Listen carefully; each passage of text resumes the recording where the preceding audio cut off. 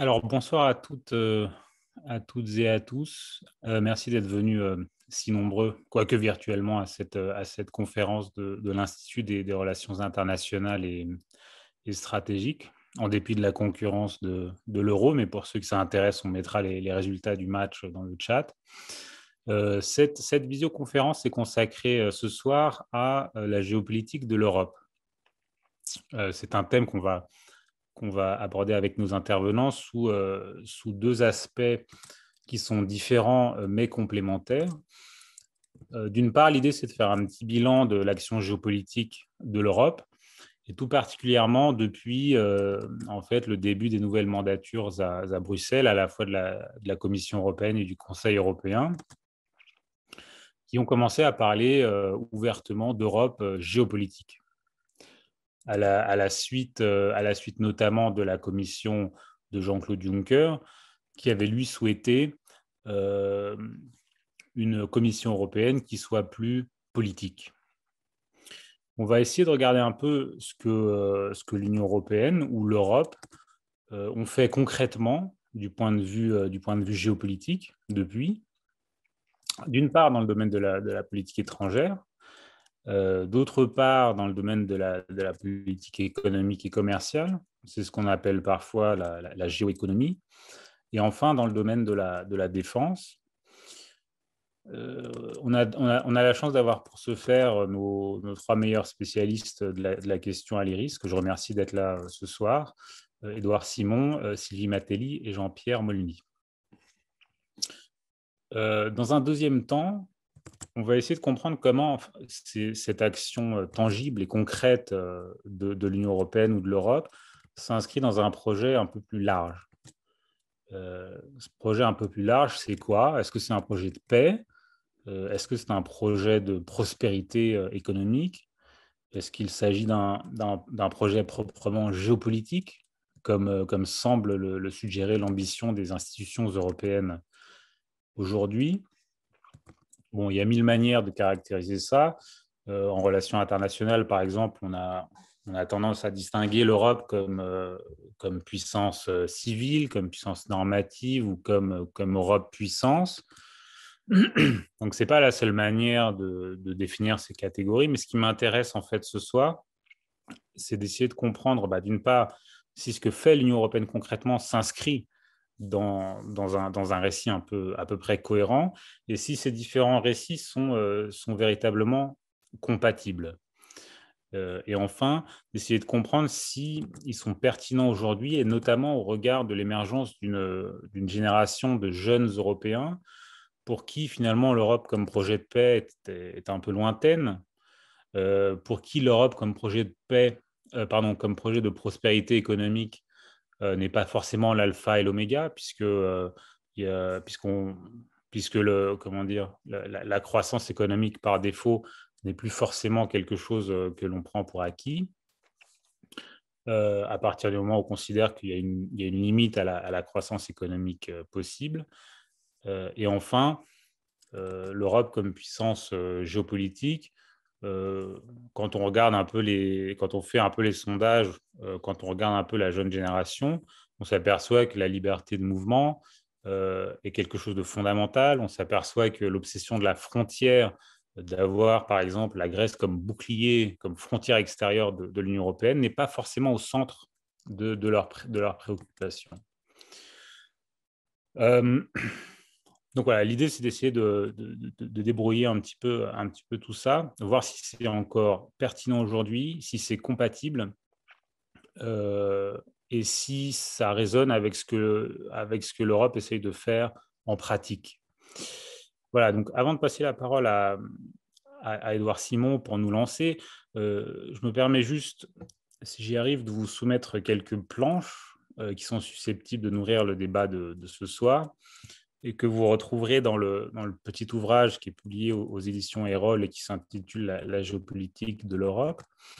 Alors, donc je vais partager mon écran. Voilà.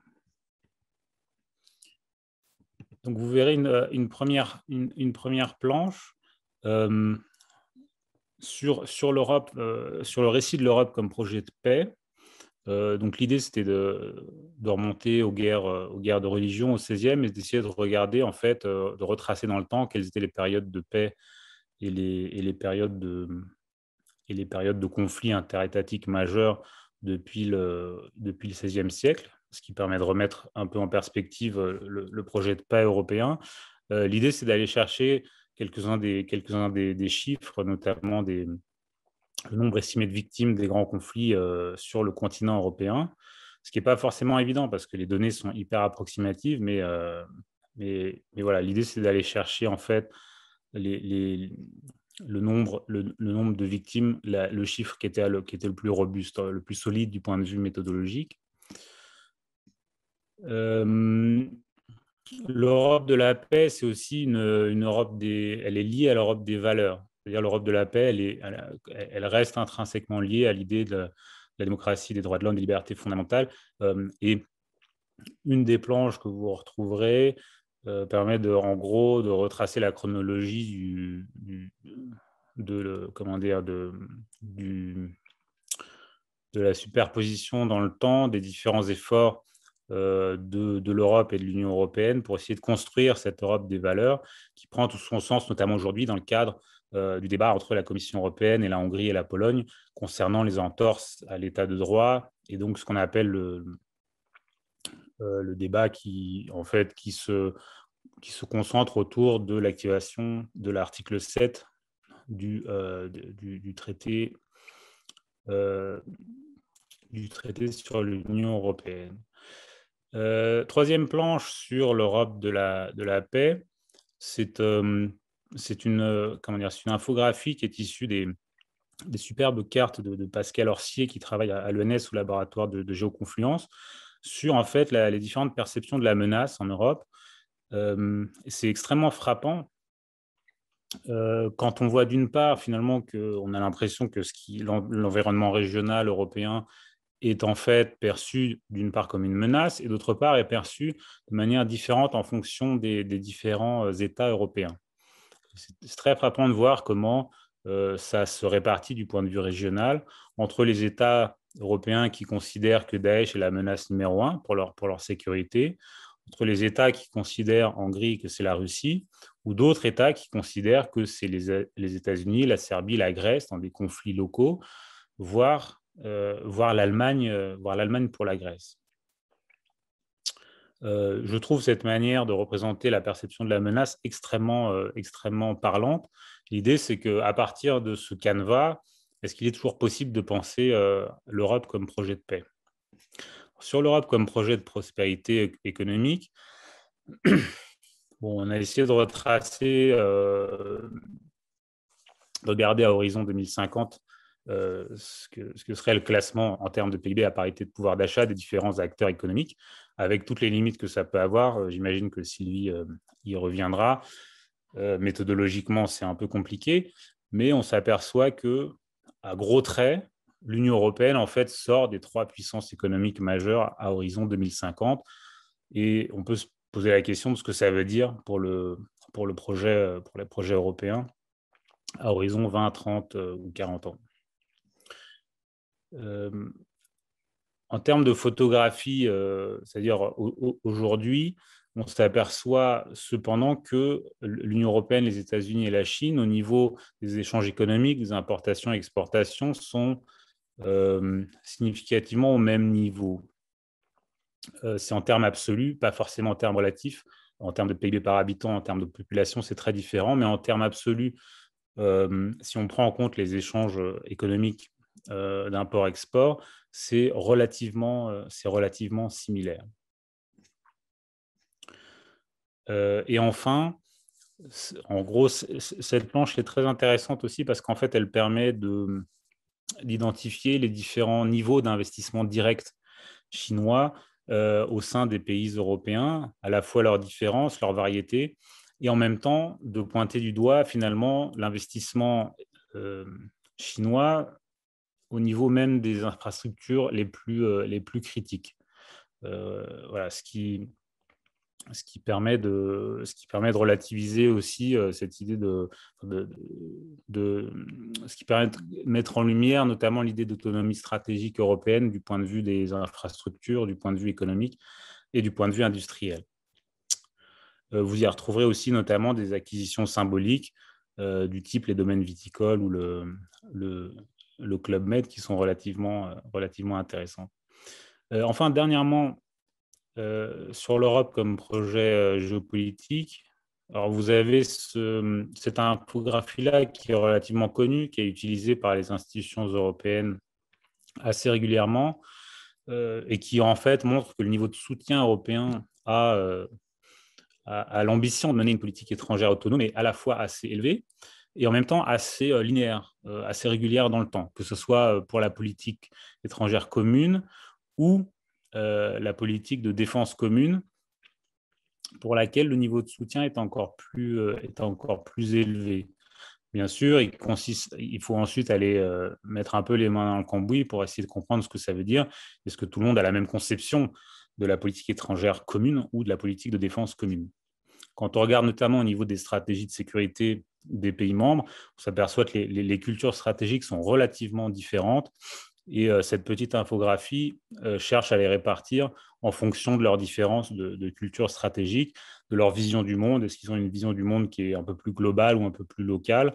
Est-ce qu'ils sont plus interventionnistes, activistes, ou est-ce qu'ils sont plus neutres ou abstentionnistes?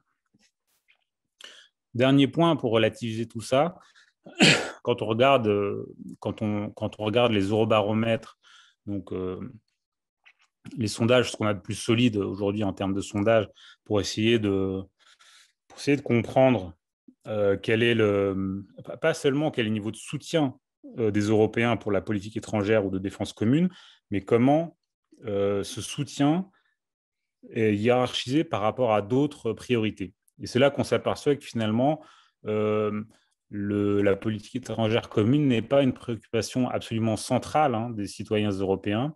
On s'aperçoit que l'éducation, l'environnement, l'emploi, la migration sont dans l'échelle des priorités des préoccupations qui sont plus importantes pour les citoyens européens. Et donc pour les chercheurs en politique étrangère, il faut toujours faire œuvre de modestie. Ce n'est pas forcément toujours le centre des préoccupations des Européens.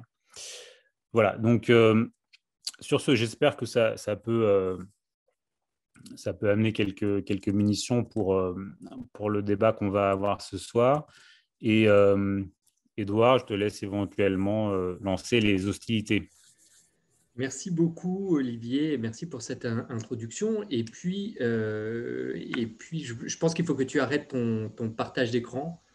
Ouais. Par contre, et je voulais juste en profiter pour dire un mot de ton petit ouvrage que tu as omis de mentionner, parce que c'est quand même la raison pour laquelle, une des raisons pour laquelle on est ici, c'est pour pouvoir parler de ton ouvrage géopolitique de l'Europe, qui est vraiment très intéressant, qui est donc publié aux éditions Erol, c'est 40 fiches illustrées pour comprendre l'Europe. C'est un bouquin, moi, que j'ai trouvé extrêmement intéressant. D'une part parce qu'on peut y rentrer par n'importe quelle entrée, d'autre part parce qu'il se pose des questions qui sont fondamentales, comme qu'est-ce que c'est que l'identité européenne, finalement l'Europe, à quoi ça sert, et puis parce que c'est un livre qui est érudit. C'est un livre qui est érudit. Moi, ça m'a poussé à repotasser aussi quelques notions de prépa, parce que je dois vous avouer que j'avais un peu oublié ce que c'était qu'un palimpseste, mais c'est un bouquin qui est à la fois accessible dans son format et qui est ambitieux dans son contenu, et que je trouve en fait très agréable à lire parce qu'on en ressort plus intelligent. Donc voilà, j'en profite pour faire la promotion que tu n'as pas voulu faire pour l'instant de ton livre. Mais vraiment, il est vraiment très bien. Maintenant, pour revenir au sujet qui est d'ailleurs traité qui est le cœur en fait de ton sujet, celui sur l'Europe géopolitique. Moi, je voulais m'arrêter là pour ce petit propos liminaire sur justement ce que c'est essayer d'adresser cette question du bilan de la commission géopolitique et puis peut-être répondre à deux questions. La première, c'est une commission géopolitique, pourquoi est-ce qu'on a besoin d'une commission géopolitique? Et la deuxième, c'est si on fait une commission ou une Europe géopolitique, c'est pour faire quoi? Donc, pourquoi est-ce qu'on a besoin en fait d'une commission géopolitique? D'où vient ce projet? Je pense, et c'est assez évident, et donc je vais passer assez rapidement là-dessus, mais que c'est clairement la mutation du contexte géopolitique dans lequel s'inscrit l'Union européenne, le projet européen qui a énormément, profondément évolué sur au moins les 10 dernières années. Et ça, euh, en fait, aujourd'hui, en 2021, on ne vit plus dans le même monde dans lequel on vivait il y a 10 ans. Il s'est passé en une décennie une accélération de l'histoire très importante avec, disons, une prise d'importance de certaines tendances, avec une multiplication des crises. Hein. On se souvient que le président de la Commission, Jean-Claude Juncker, donc, qui était le prédécesseur de Ursula von der Leyen, parlait d'une situation de polycrise qui caractérisait la situation dans laquelle se trouvait l'Europe. Et ça change tout pour le projet européen, et je vais y revenir dans un instant. Mais donc, ces mutations du contexte géopolitique, en fait, pour moi, il est triple. C'est d'abord, c'est un changement de monde. On a eu des ruptures. On a au moins 4 ruptures. On a eu l'Ukraine, la crise ukrainienne en 2014, avec l'invasion de la Crimée, l'annexion de la Crimée, et donc le retour de la question des frontières dans le débat géopolitique européen, alors que c'était un débat qu'on avait réussi à, disons, à contenir ces dernières années. Et on sait à quel point ce débat est mortifère. La question des frontières, d'ailleurs, elle revient un an plus tard, c'est la deuxième crise avec la crise, ce qu'on a appelé la crise des migrations. Et donc là, on se pose la question de, finalement, où est-ce que s'arrête l'Union? Où sont les frontières de l'Union? Et donc, c'est la question géopolitique de base, j'ai envie de dire, c'est dans quel espace s'exerce le pouvoir européen. Troisième crise, c'est le Brexit. Le Brexit, c'est la fin de ce mythe fondateur, en quelque sorte, de cette union sans cesse plus étroite et du caractère irréversible du projet intégratif européen. Quatrième crise, c'est bien sûr l'élection de Donald Trump. C'est la première fois dans l'histoire qu'on a un président américain qui est philosophiquement et fondamentalement opposé au projet d'intégration des Européens et qui n'aura eu de cesse de s'attaquer à ce projet d'intégration. D'ailleurs, en ayant pour effet de renforcer au contraire le projet intégratif européen. Et c'est l'effet exactement inverse qu'il aura eu. Donc, on a cette succession de crises qui existent encore pour certaines d'entre elles et qui ont laissé des traces, y compris, je veux dire, on l'a vu encore récemment, on a célébré l'élection de Biden, on a eu cette tournée de Biden en Europe cette semaine avec l'unité retrouvée du couple transatlantique. Cela étant, tout le monde est bien conscient de la fragilité de ce paradis perdu, pour reprendre de ce paradis perdu retrouvé, pour reprendre le titre du livre de Benjamin Haddad, et que finalement on n'est pas revenu à une situation, à un statu quo ex ante, et qu'il va falloir continuer à avancer, à redéfinir cette relation transatlantique. Et d'ailleurs, le fait qu'on parle de redéfinition de la relation transatlantique est, je trouve, assez parlant sur les conséquences de cette présidence Trump, enfin sur ce qu'il reste de cette présidence Trump.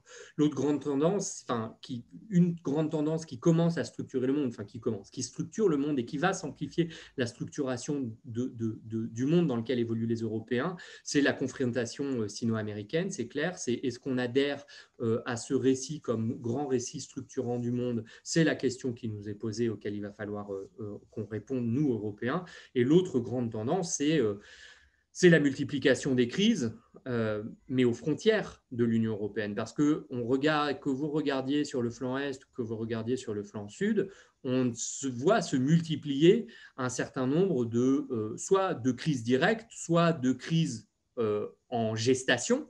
Et très clairement, la façon dont aujourd'hui on gère la crise migratoire depuis 2015, c'est-à-dire en externalisant la politique de migration européenne, on est en train de se préparer à un certain nombre de crises à l'avenir. Donc, on a disons, un contexte de plus en plus explosif aux frontières de l'Union. Tout ça, ces trois éléments, ces crises, ces deux tendances, c'est ce qui me semble être une crise de la conception européenne du monde. C'est une crise de la géopolitique européenne. Et c'est une crise aussi du projet européen, parce que le projet européen, c'est toujours pensé dans une certaine continuité avec un projet mondial et donc avec une vision du monde. Quand vous regardez à l'origine ce que c'est que le traité de Rome, c'est pas que ça, mais c'est aussi un projet qui est compatible avec le traité du GATT. C'est une façon de régionaliser, d'avoir une organisation régionale qui vient s'articuler avec une organisation mondiale du monde. Or, c'est cette articulation entre l'européen et le global qui est cassée et qui a été cassée sur cette dernière décennie, qui doit obliger les Européens à repenser leur rapport au monde. Et ça, je pense que c'est absolument crucial. Et on reviendra dessus sur cette question du récit, mais ce qui va être une tendance absolument cruciale et qui appelle du coup, je pense, à la mise en place d'une commission géopolitique. Alors maintenant, et juste en quelques mots, parce que j'ai été vraiment déjà trop long, ça sert à quoi de faire une commission géopolitique et ça a eu quoi comme résultat? Moi, j'ai juste envie de vous renvoyer à une phrase qui a été maintes fois répétée par Josep Borrell, donc par le haut représentant pour la politique étrangère de l'Union, c'est il faut que les Européens apprennent le langage de la puissance.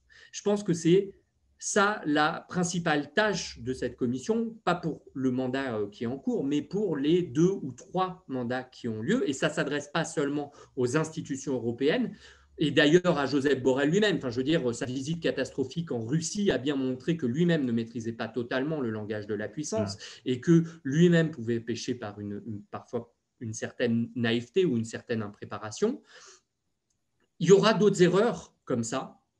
On a vu le Sofagate, qui d'ailleurs est peut-être moins signifiant à cet endroit que ne l'est l'épisode russe. Mais on aura d'autres erreurs, il faut l'accepter, ça fait partie du processus d'apprentissage de l'Union européenne, de ce langage de la puissance, mais il faut qu'on l'apprenne, et je voudrais juste revenir là-dessus, ce sera mon dernier point avant de passer à autre chose, c'est ce message, cet apprentissage du langage de la puissance, ça doit être le fait des institutions, ça doit être aussi le fait des Européens. Et moi, ce qui m'a marqué particulièrement sur cet épisode russe, mais aussi sur cet épisode du Sofagate, c'est en fait les réactions des Européens. Enfin, quand on a les réactions des Européens qui, plutôt que de prendre la défense de nos institutions communes, que ce soit la présidence de la Commission, que ce soit le haut représentant pour la politique étrangère, commence à critiquer et à avaliser finalement les critiques qui sont faites envers nos institutions communes, c'est communément qu'on s'affaiblit. Nous devons prendre la défense de nos institutions communes, nous devons en prendre soin, parce que c'est là où se joue la puissance. C'est sur cette cohésion dont on saura faire preuve ou pas, que se jouera cette capacité à être un acteur géopolitique pour l'Union européenne. C'est vraiment sur ces institutions communes, parce que c'est vraiment le b.a.-ba, les fondamentaux de la cohésion européenne. Ça commence par les institutions, c'est pas que ça, mais ça commence par les institutions. Donc si on ne les prend pas au sérieux, il ne faut pas s'attendre à ce que Poutine ou à ce que Erdogan les prenne au sérieux. Voilà. Merci beaucoup, Edouard. C'était un tour d'horizon absolument exhaustif et donc un bilan parfait. Si vous souhaitez en savoir un peu plus, d'ailleurs, je me permets de mentionner la sortie de la revue internationale et stratégique qui porte précisément sur l'Europe géopolitique. Et il y a notamment un entretien dedans que nous avons mené avec Luc Van Middelaar sur cette idée de réveil géopolitique de l'Europe, de passage de l'Europe d'un âge adolescent à un âge adulte. Et dans le passage de l'adolescence à l'âge adulte, il y a cet apprentissage peut-être forcé, peut-être contraint du langage de la puissance. Sylvie Matelli, j'ai envie de demander, est-ce que dans cet apprentissage du langage de la puissance, de cet apprentissage du langage géopolitique, intervient une manière d'utiliser finalement les rapports de force économiques et commerciaux à des fins stratégiques ou à des fins géopolitiques, comme finalement le font les autres acteurs régionaux essentiels qui sont des partenaires, des rivaux ou des compétiteurs de l'Europe et de l'Union européenne. Merci, merci Olivier. Avant de commencer, moi aussi, je voudrais dire que j'ai lu ton ouvrage et je te félicite, très intéressant.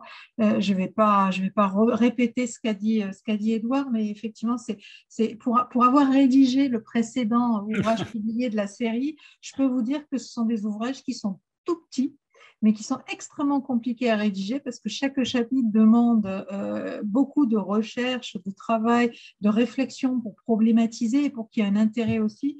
Et tout ça, une fois qu'on a trouvé sa problématique et son angle d'attaque, eh bien, il faut résumer tout ça en quelques signes et ça n'est vraiment pas des plus faciles. Et en plus, quand vous revoyez votre copie, il vous faut encore réduire sur les passages parce que justement, il y a 40 thématiques et il faut que ça rentre dans l'ouvrage. Donc, c'est un ouvrage qui n'est pas facile à un défi qui n'est pas facile à relever et que tu as relevé avec brio. Je t'en félicite.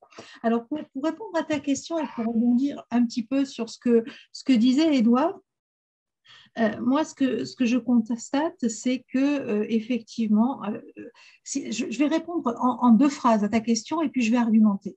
Je pense que l'Europe joue d'ores et déjà le rôle géopolitique qui est le sien et qui est lié à des facteurs politiques, stratégiques, sa position dans le monde, son histoire, mais aussi à des facteurs économiques.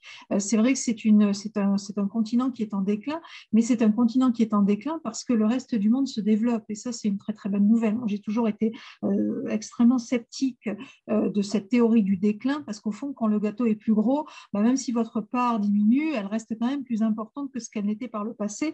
Et quelque part, le développement, être prospère, entouré d'îlots de pauvreté et de sous-développement, n'est jamais quelque chose de satisfaisant, quoi qu'il en soit.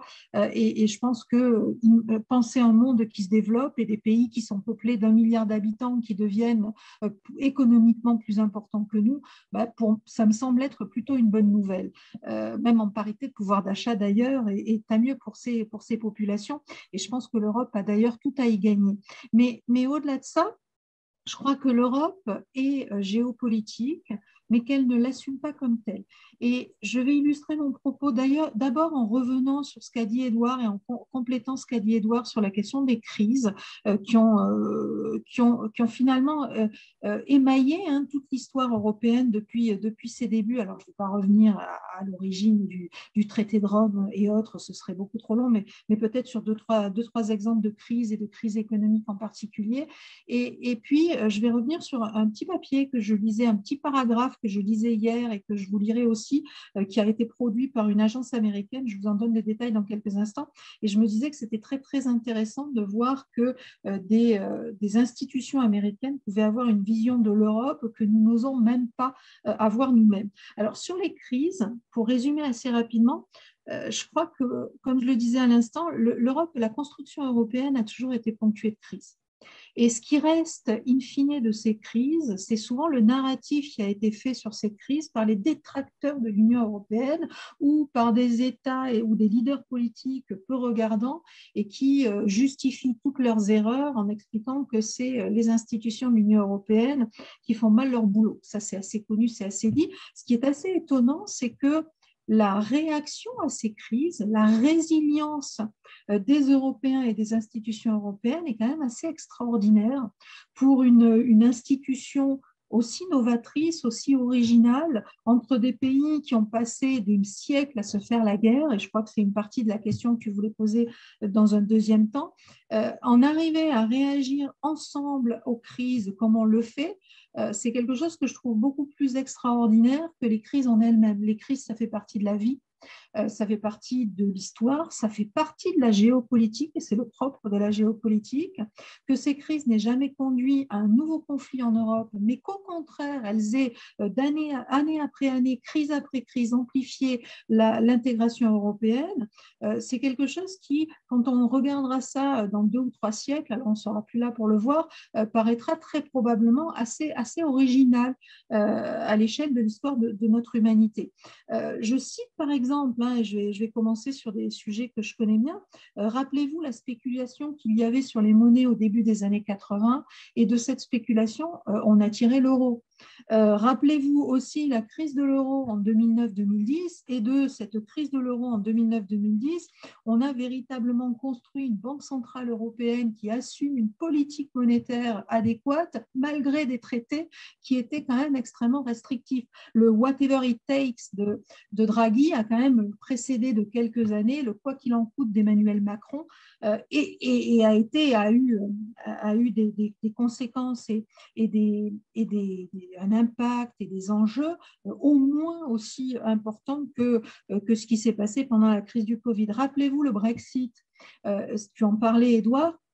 Et ce Brexit qui a quand même fédéré les Européens autour de l'idée qu'il valait mieux être dedans que dehors, et qui a calmé un certain nombre de tentations populistes ou de tentations de sortie. Je suis assez amusée d'ailleurs de voir tous ces chefs de partis politiques qui souhaitaient que leur pays sorte très rapidement après le Brexit de l'Union européenne, qu'on n'entend plus tellement sur ces questions. Au mieux, ils sont honnêtes avec eux-mêmes et très gênés aux entournures. Au pire, ils ont carrément retourné leur veste et ils considèrent que non, la sortie n'est plus un sujet. Donc ça, c'est intéressant. Tu as parlé, Édouard, tout à l'heure de Trump. Oui, regardez comment on a réagi à cette présidence de Trump, à ces 4 ans de Trump. Il ne s'est pas rien passé. La pandémie, c'est vrai qu'on s'est disputé les premières semaines, qu'on n'a pas assuré, qu'on s'est montré du doigt et on est retombé dans nos clichés et nos travers habituels. Mais somme toute, ce qui ressort de cette pandémie 1 an plus tard, c'est quand même quelque chose d'assez extraordinaire. Et justement, pour illustrer cette incapacité qu'ont les Européens, les pro-européens à communiquer sur les avancées, ce que je trouve très intéressant, c'est ce qui est en train de se passer sur la stratégie vaccinale aujourd'hui. Au mois de janvier, quand vous expliquiez que la stratégie vaccinale de l'Union européenne était quand même quelque chose d'extrêmement novateur, que certes, il fallait du temps pour s'entendre à 27, que certes, on n'était pas forcément totalement efficace quand on travaillait à 27, mais la stratégie vaccinale de l'Union européenne a été extrêmement avertie, extrêmement clairvoyante, permettant à tous les Européens de se vacciner tous en même temps, voire même d'exporter le vaccin. Et in fine, aujourd'hui, à mot couvert, alors dans les revues confidentielles ou en tout cas peu lues, certains admettent que c'était exactement ce qu'il fallait faire, et d'ailleurs d'autres sont en train de nous copier et de partir dans la même direction, mais dans les médias mainstream, personne n'a ce type d'approche et n'ose assumer le fait que, oui, c'était la bonne idée et que finalement, ça s'est plutôt bien passé. Et je trouve que ça, c'est très dommage, et je te rejoins, Édouard, sur ce que tu dis, sur ce langage de la puissance. Et ce langage de la puissance, il s'appelle communication, apprendre à communiquer et apprendre à communiquer positif. Alors, je vais finir, rassurez-vous, je ne vous lis pas 10 pages, hein, c'est une dizaine de lignes. Je vais finir par vous lire un petit extrait d'un document que je lisais hier pour préparer une autre conférence, qui est une publication du National Intelligence Council américain. C'est une publication qu'ils font tous les 4 ans quand un nouveau président arrive, pour lui expliquer où va le monde, ce qu'est le monde et comment il peut construire sa politique étrangère. Et donc, la 7e édition de ce document a été publié en mars 2021, donc quelques semaines après l'arrivée de Joe Biden. Et ça fournit, un état des lieux géopolitique qui fournit une vision prospective à 20 ans. Et donc là, on est sur 2040. Et à la page 96, il est question de l'Union européenne. Et ce que nous disent ces Américains de US National Intelligence Council, c'est pas rien. Ce que nous disent ces gens de Washington, je vous le lis: le vaste marché de l'Union européenne et son leadership de longue date sur les normes internationales lui permettront de conserver une influence significative dans les décennies à venir, surtout s'il peut empêcher d'autres membres de partir et parvenir à un consensus sur une stratégie commune pour faire face à la concurrence mondiale et aux défis transnationaux. Le poids économique du marché unique de l'UE continuera presque certainement à lui donner un poids géopolitique mondial, et le mot géopolitique est employé. Sur le commerce, les sanctions, les réglementations technologiques et les politiques environnementales et d'investissement. Les pays en dehors de l'UE modèlent souvent leurs normes et réglementations sur les politiques de l'UE. La force militaire européenne risque d'être en deçà des ambitions de certains membres en raison de priorités concurrentes et d'un sous-investissement à long terme dans des capacités clés. Et je termine, les dépenses de défense européennes seront en concurrence avec d'autres priorités budgétaires post-Covid 2019 et ces initiatives de sécurité sont peu susceptibles de produire une capacité militaire distincte de l'organisation du traité de l'Atlantique Nord qui peut se défendre contre la Russie. Donc, je trouve que tout est dit en fait. Tout est dit, c'est-à-dire oui, l'Europe a une démarche géopolitique et je crois qu'elle en a véritablement convaincu le monde et nous, finalement, on est bien en dessous de cette perception à l'intérieur de l'Europe parce qu'on ne regarde toujours que le mauvais côté de la ligne. Et elle l'a convaincu au fil des crises et en construisant son intégration progressivement. L'Europe, c'est une région aujourd'hui dotée d'institutions, dotée d'un marché unique, dotée d'une monnaie unique, dotée, alors pas encore d'une Europe de la défense, et on voit bien hein, que c'est perçu comme tel pour toutes les raisons que nous connaissons très bien, mais c'est un modèle, c'est un acteur qui compte et qui va compter de plus en plus, et encore une fois, et qui a un poids géopolitique mondial, c'est pas moi qui le dis, c'est les Américains. Merci. Merci beaucoup, Sylvie. C'était infiniment riche. Je vais juste repartir d'où tu as terminé. Finalement, ça me rappelle un peu le discours de Barack Obama. Je ne sais pas si tu t'en souviens, je crois que c'était à la porte de Brandenburg à Berlin, où il disait que finalement, les Européens avaient besoin de quelqu'un d'extérieur pour venir leur dire que leur projet était à la fois un modèle d'intégration régionale, mais aussi un modèle de prospérité, bon, et que parfois, à force de se regarder le nombril, il broyait du noir, il ne voyait que finalement le déclin, sans essayer de prendre en compte le contexte global. Tu disais aussi que dans cette évaluation américaine, en gros, les équipes de préparation de l'administration Biden évoquaient les outils que l'Union européenne a développés en matière de défense, en matière militaire, comme le Fonds européen de défense, la coopération structurée permanente, etc., mais qu'ils ne considéraient pas que ces outils étaient susceptibles, en fait, de se traduire en termes concrets, de donner finalement plus de poids aux Européens sur le plan stratégique et militaire. Donc, d'une certaine façon, que ça restait des outils. Jean-Pierre, je me permets du coup de te passer la parole. Est-ce que tu penses que les outils que les Européens ont développés depuis quand même maintenant quelques années, sous l'administration Trump aussi, et peut-être aussi grâce ou à cause de l'administration Trump, vont permettre d'apprendre à l'Europe le langage de la puissance, ou est-ce que ça reste encore à ce stade des outils ?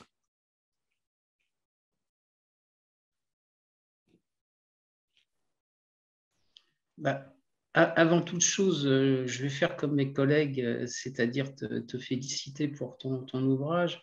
C'est quand même le plus important.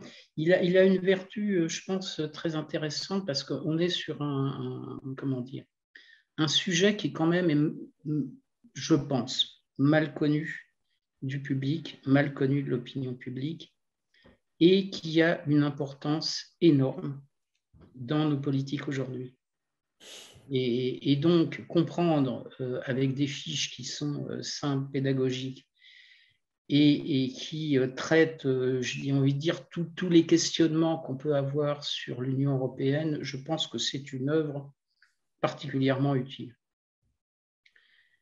Peut-être avant de parler des outils maintenant de la politique de la défense, je pense qu'il faut quand même un petit peu globaliser la question. Les sondages prouvent que les Français ils souhaitent, les Européens aussi d'ailleurs, ils souhaitent cette Europe de la défense. Mais je pense que si on leur pose la question, qu'est-ce que c'est l'Europe de la défense, combien de bataillons, qu'est-ce que ça fait, je pense qu'ils vont avoir du mal à répondre. Et si vous me posez moi la question, ben je vais avoir du mal à répondre aussi. Et tu parlais des outils, effectivement, je peux parler des outils du CAR, de la PESCO, du Fonds européen de défense. J'étais en début d'après-midi dans un séminaire où intervenait le haut représentant, et lui-même, il a dit le CAR, la PESCO, l'EDF, ça parle pas aux Européens, ça ne veut rien dire. Donc lui-même est conscient, j'ai envie de dire, c'est déjà une partie de la réponse, que ce sont des outils, et je vais revenir après sur l'utilité des outils, mais je vais quand même venir sur le problème. L'Europe est une Europe économique puissante, c'est une puissance à ce niveau-là, c'est une puissance culturelle, c'est une puissance normative, ce n'est ni une puissance diplomatique, ni une puissance militaire. Et c'est un problème. Et c'est un problème parce que globalement, quand même, ça nous affaiblit. Ça nous affaiblit face aux pays qui pratiquent une politique de puissance. Et vous avez 3 pays qui pratiquent une politique de puissance, qui sont la Chine, la Russie et les États-Unis. Alors, on souffre à ce niveau-là de 2 péchés originels. Il y en a un, on peut rien y faire, il faut faire avec. On a décidé au début des années 90 que pour la défense, la sécurité collective, c'est-à-dire la sécurité du territoire, si un pays était attaqué, c'était l'OTAN. Et l'OTAN, c'est avec les États-Unis. Et que si on voulait faire ce qu'on appelle du crisis management, c'est-à-dire la gestion de crise, là, l'Union européenne était compétente. C'est difficile de mobiliser des gens quand, en sciences politiques, ce qu'on appelle, vous n'avez pas la compétence de votre compétence. Et d'une certaine manière, on s'est privé nous-mêmes d'une partie de notre souveraineté. Et j'ai envie de dire, ça nous handicape nous-mêmes. Et un des problèmes qu'on a, c'est que la défense, ça reste une politique on va dire essentiellement de souveraineté, alors qu'effectivement, ça devrait être une politique européenne de plus en plus. Et le fait qu'on soit dans des politiques de souveraineté, ça nous handicape parce que on a du mal finalement à définir une culture stratégique commune. Et puis que quand il y a un problème, on dit, écoutez, on se tourne de l'autre côté, c'est-à-dire vers l'Ouest, et on regarde vers les États-Unis. Ce que font quand même globalement aujourd'hui les pays du Nord, d'Europe du Nord et d'Europe centrale.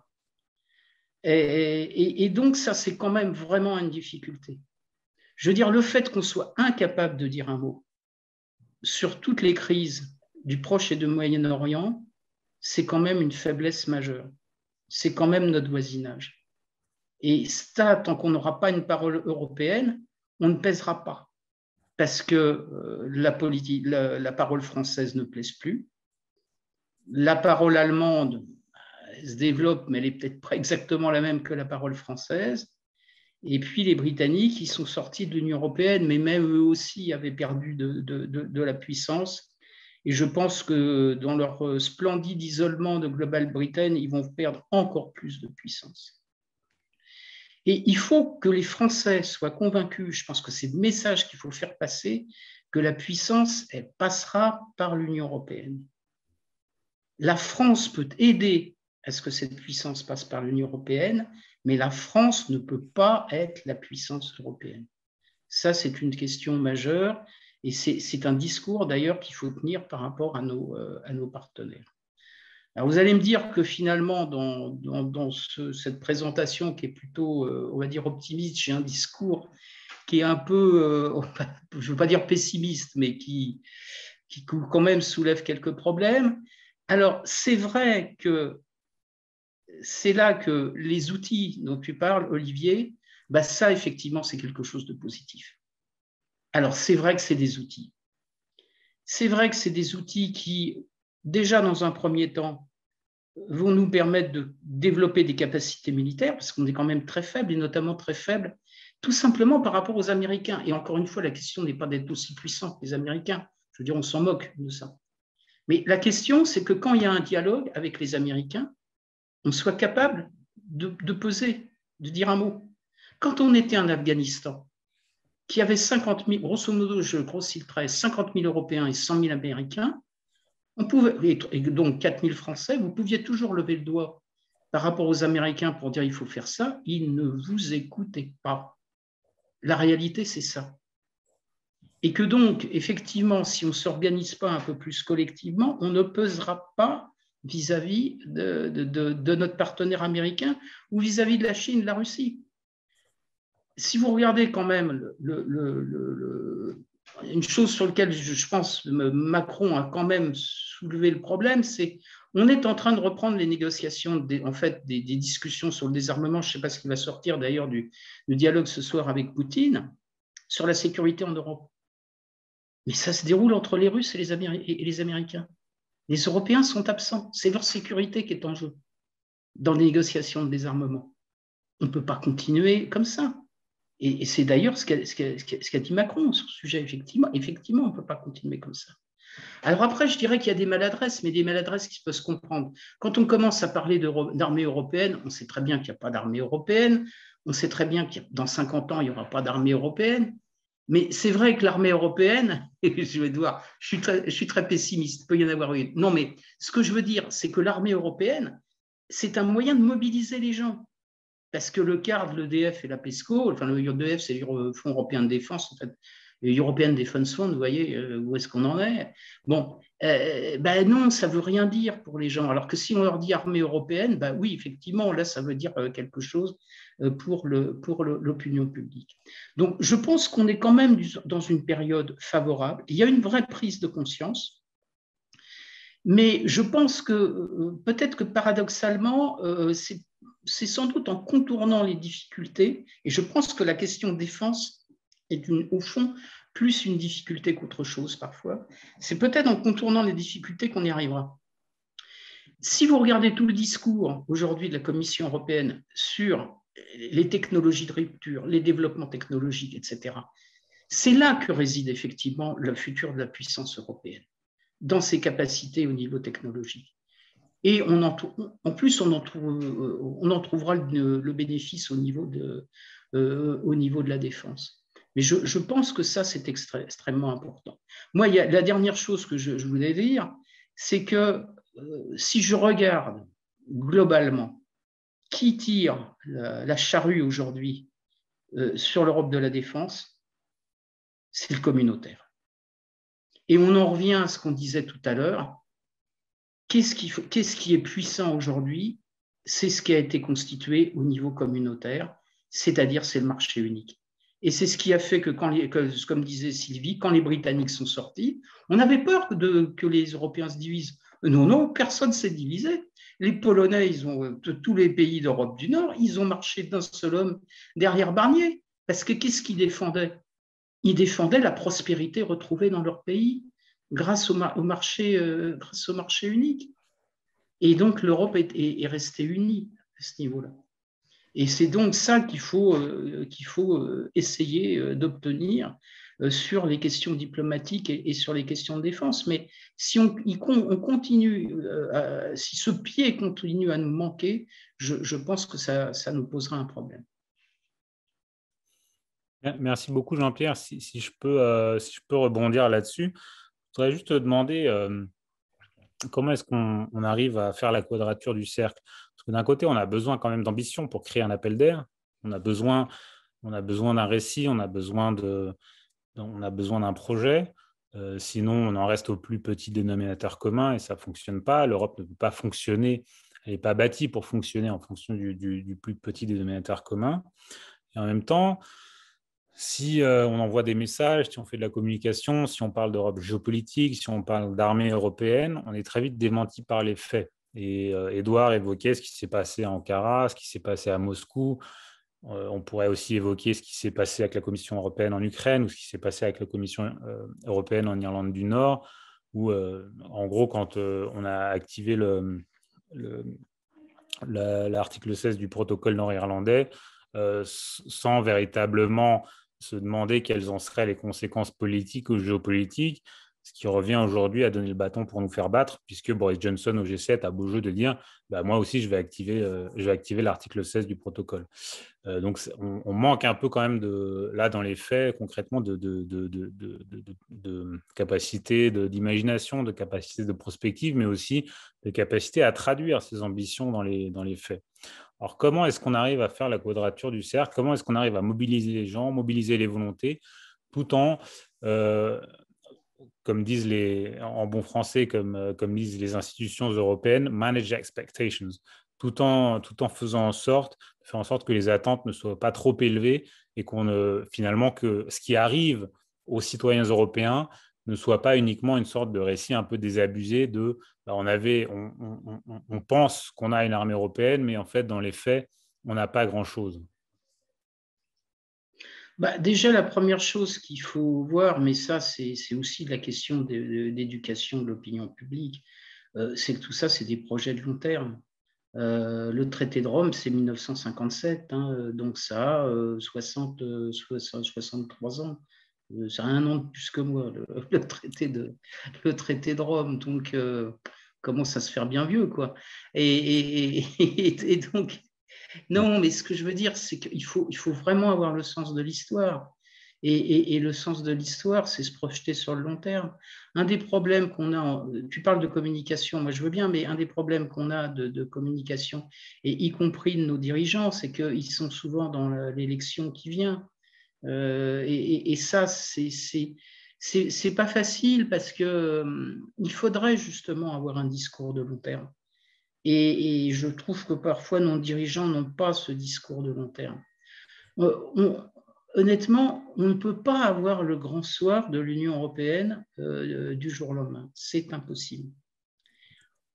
On peut tenir ce discours que je viens de tenir et au fond que tiennent aujourd'hui les dirigeants des institutions européennes, qui est de dire qu'il nous faut cette capacité diplomatique et de défense. Voilà, il nous la faut. Et il nous faut avoir ces attributs de la puissance. Alors, la puissance militaire, ce n'est pas pour l'utiliser. Je veux dire, ça peut être pour faire de la dissuasion, tout bêtement, mais ça peut être tout simplement pour montrer qu'éventuellement, on a la capacité d'agir. Et c'est une question de crédibilité. Voilà. Et si on n'a pas cette crédibilité, effectivement, on se trouve dans des situations où on se dit, de toute façon, ils ne sont pas crédibles, donc je peux avoir une position de force.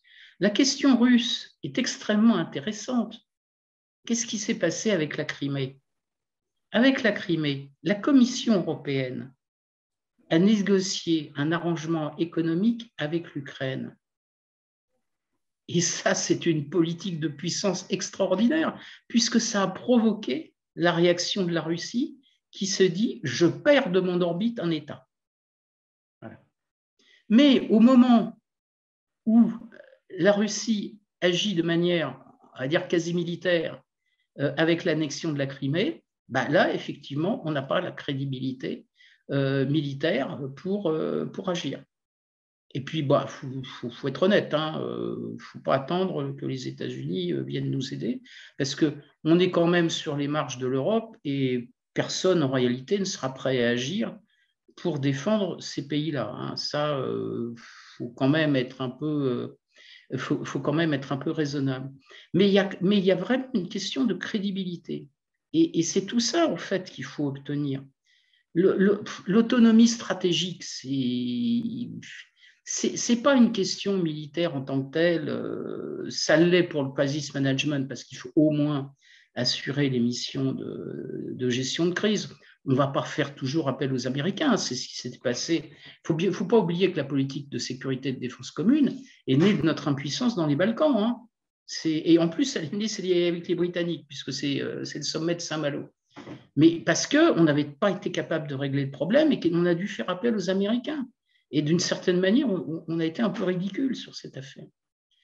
Donc, ce projet de paix, c'est d'abord un projet, je pense, de crédibilité, ce qu'on a dit tout à l'heure, un projet de crédibilité, de puissance. Après, quand vous avez la puissance, effectivement, il faut savoir l'utiliser. Et il ne faut pas tomber dans le travers qu'ont parfois les États-Unis, c'est-à-dire de vouloir à tout prix imposer votre point de vue parce que vous êtes puissant. Il faut être incapable d'écouter les autres, ça c'est la première chose, de se dire que les autres peuvent être différents, Aujourd'hui, ça peut être un peu inquiétant parce qu'on se retrouve de plus en plus dans une logique de Ouest et de Rest qui, à mon avis, est un peu inquiétante. Et il faut bien démontrer qu'effectivement, c'est un projet de paix. Effectivement, ce que tu as écrit dans ton ouvrage, c'est-à-dire un projet de paix, c'est-à-dire qu'on est là pour être ce qu'on appelle en anglais un security provider, c'est-à-dire pour donner de la sécurité aux citoyens européens, mais également de la sécurité dans le monde. On est là pour essayer de régler des crises, on est là pour essayer d'arrêter des conflits, on est là pour trouver des solutions politiques à des conflits. On n'est pas là pour conquérir des territoires. Je pense que c'est ça, tout ce discours qu'il faut développer. Mais la question, j'ai presque envie de dire qu'elle est interne entre les pays de l'Union européenne, parce que j'ai le sentiment que les institutions européennes, qui, eux, finalement, agissent d'un seul tenant, ben, elles sont convaincues de cet objectif. Donc le discours, je reviens peut-être justement par rapport au public et l'opinion publique, on a un vrai quand même déficit de compréhension de la mécanique européenne. Il faudrait vraiment, notamment dans les lycées, de faire vraiment des cours de présentation pour dire qu'est-ce que c'est que l'Europe, qu'est-ce que c'est que l'Union européenne, parce qu'effectivement, le sentiment, c'est que on nous impose des choses à 200 km de Paris. Et parfois, effectivement, on nous impose des choses qu'on n'a peut-être pas décidées, mais je dirais que globalement, le bilan, en réalité, il est positif. Et quand je dis que le bilan est positif, attention, il n'est pas toujours positif. 2, il faut qu'il soit transparent. Et 3, il faut qu'il soit contrôlé. Et il faut que les gens aient l'impression que ce soit contrôlé. Voilà, j'arrête. Merci beaucoup, Jean-Pierre. Alors, à partir de là, du coup, j'ai 2 questions pour Édouard et pour Sylvie.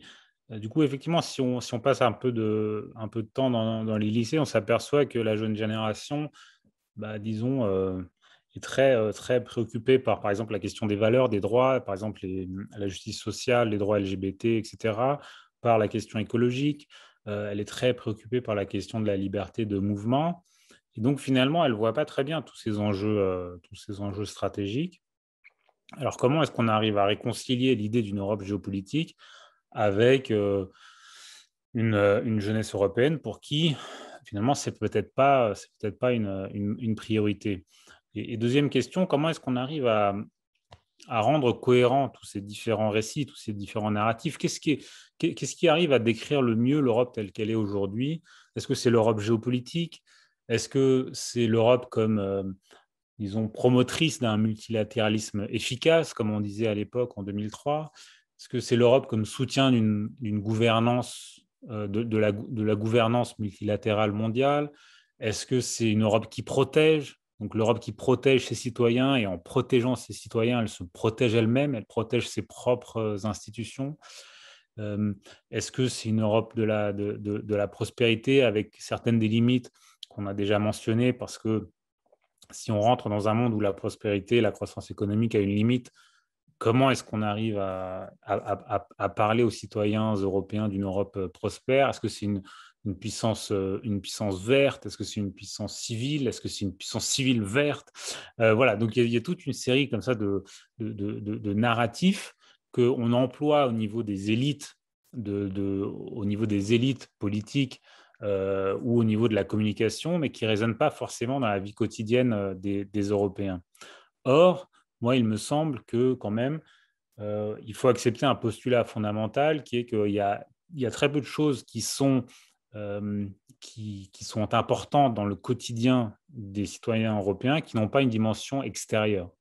Que ce soit la 5G, que ce soit les semi-conducteurs, que ce soit les puces, que ce soit dans le domaine militaire, les drones, en fait, des choses qui sont très concrètes ont tout de suite suppose toujours un environnement extérieur, suppose toujours des filières, des chaînes de valeur, un lien avec l'extérieur. Et donc, en fait, la politique étrangère, elle très concrètement, elle affecte le quotidien des citoyens européens. Donc, la question, c'est comment est-ce qu'on en parle, comment est-ce qu'on incarne ce type de récit sans employer ce qu'on appelle des grands récits stratégiques qu'utilisent en général les institutions, les politiques ou les élites ou les experts en politique étrangère. Comment est-ce qu'on arrive à donner chair à ce lien entre l'extérieur et l'intérieur?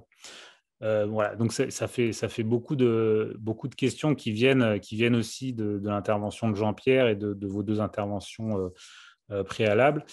Est-ce que ça inspire l'un d'entre vous?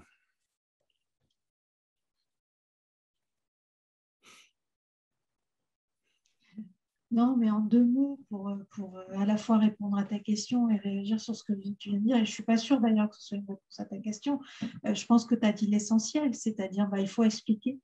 Moi, je suis toujours très surprise par la façon dont souvent on adopte un discours de spécialiste, d'expert pour parler de choses qui sont certes compliquées, mais qui ont, comme tu viens de le dire, des implications très concrètes dans la vie des individus. Et je crois que même sur les questions de sécurité et de défense, Jean-Pierre vient de le prouver, son discours était quand même assez abordable, assez convaincant et expliquer bien ces enjeux-là. Donc, je crois que c'est quelque chose d'important de faire de la pédagogie, d'enseigner. Alors, l'Europe n'était plus à la mode. Depuis le Brexit, on a noté en fait un retour dans les eurobaromètres, un retour de popularité pour la construction européenne. Espérons que ça donnera envie de s'informer, etc. Ce qui est certain, on a parlé de l'Europe puissance normative. L'Europe est souvent à la pointe et en avance en termes de défense des valeurs. Tu parlais de tout un ensemble de sujets qui intéressent et qui préoccupent aujourd'hui les jeunes. On sait aussi, j'ai lu dans ton ouvrage et dans tes planches, que quand tu distingues en fait la menace, comment les Européens perçoivent la menace, dans une récente étude sortie sur le sujet, les Européens s'harmonisent sur la menace. Et ce qui est assez amusant, c'est qu'ils s'harmonisent sur la perception de la menace autour de la lutte contre le changement climatique et autour du changement climatique comme principale menace sur le continent européen. Et là-dessus, sur ces questions de changement climatique, l'Europe est en avance. Ça fait 30 ans que l'Europe a des politiques et propose des choses en la matière. L'Europe a été le premier, ou l'Union européenne, premier continent à proposer la neutralité carbone avec tout ce que ça implique, et puis la taxonomie, etc., etc. Donc, je pense que ça reste des choses quand même relativement peu connues du grand public parce que supposées trop techniques, trop difficiles à comprendre et donc peu traitées par les médias. Voilà, je ne sais pas si ça répond, mais on est toujours dans la logique du discours et de l'explication, de la pédagogie qu'il y a à faire sur ces questions. Merci beaucoup. Et ce qui est hyper intéressant avec l'idée du changement climatique comme une menace, c'est que ce n'est pas du tout une menace géopolitique traditionnelle, ce n'est pas du tout en relation internationale, ça n'implique pas une distinction entre l'ami et l'ennemi, entre des États qui font partie du système international, interétatique. En fait, ça suppose une expérience commune, une expérience en fait mondiale commune, ce qui rebat beaucoup les cartes. Du point de vue de la puissance militaire et des relations internationales au sens classique, on a par exemple Pascal Verdeau qui nous demande dans le chat, qui nous dit le président Biden a réussi lundi à otaniser la question chinoise. Et en fait, pour lui, finalement, ce qu'on appelle la communauté ou l'alliance atlantique, en fait, s'est réunie autour d'une menace qui serait au sens classique du terme, qui serait la Chine. Pascal Verdeau dit que les Européens n'ont pas de politique commune face à Pékin. Est-ce qu'ils pourront rester longtemps dans la position de l'équilibriste entre Washington et Pékin? Le moment de vérité et du choix géopolitique n'est-il pas inéluctable? Édouard. Vaste question. Je vais commencer par répondre à cette question parce qu'effectivement, elle est extrêmement importante et elle va définir effectivement, me semble-t-il, la place que l'Union européenne aura et entend avoir et pourra avoir dans le monde au XXIe siècle. Cela étant, je pense qu'il ne faut pas se nourrir d'illusions en se disant que l'Union européenne sera une sorte de pôle d'équilibre à une distance parfaitement symétrique des États-Unis et de la Chine. Ça n'arrivera pas. on n'a pas du tout la même relation avec les États-Unis qu'avec la Chine. Nous avons une relation privilégiée avec les États-Unis, qu'on le veuille ou non, qu'on l'aime ou pas, c'est une réalité. On a une relation privilégiée avec les États-Unis qui va continuer à perdurer au XXIe siècle, même si effectivement il va y avoir sans doute de plus en plus fréquemment une divergence sur un certain nombre de sujets, sur un certain nombre de définitions d'intérêt, mais aussi peut-être aussi, et ça c'est toute la question démocratique, sur un certain nombre de valeurs. Et il faudra voir dans quel sens vont les démocraties européennes d'une part et la démocratie américaine d'autre part. Si elles vont dans des sens très différents, ça posera des questions de cohérence et de cohésion au sein de l'Alliance transatlantique. Ça, c'est le premier point. Cela étant, du coup, la question qui se pose pour l'Union européenne dans ce duel sino-américain, il est double. C'est d'une part, est-ce qu'on accepte que le principe structurant de toutes les relations internationales au XXIe siècle, c'est celui-là, et donc c'est le retour d'une nouvelle guerre froide, ce qui est extrêmement dangereux pour nous, parce que là encore, on n'a pas les mêmes relations avec la Chine que la relation sino-américaine. On n'a pas vocation à contester la place de numéro 1 des Américains et de première puissance mondiale, et on n'a pas d'ambition de découpler notre économie de l'économie chinoise. Et on a beaucoup parlé, et d'ailleurs ça a été repris, enfin, il faut quand même être, l'otanisation du sujet chinois, on sait que c'était l'objectif principal de Biden. Quand vous regardez le texte, OK, on parle de la Chine dans 2 paragraphes vers la fin, on parle surtout de la Russie pendant une quinzaine de paragraphes, et on rappelle à quel point est-ce que la Russie est une menace multiforme et une menace pour la sécurité de l'Alliance. Donc, il ne faut pas exagérer non plus ce que les Américains ont réussi à obtenir des Européens dans le cadre de l'OTAN, ou ce qu'ils pourraient réussir à obtenir dans le cadre d'une relation entre les États-Unis et les Européens, pour une simple et bonne raison, c'est que les Européens n'ont pas d'intérêt, n'ont pas d'envie particulière non plus de couper purement et simplement tous les liens avec la Chine.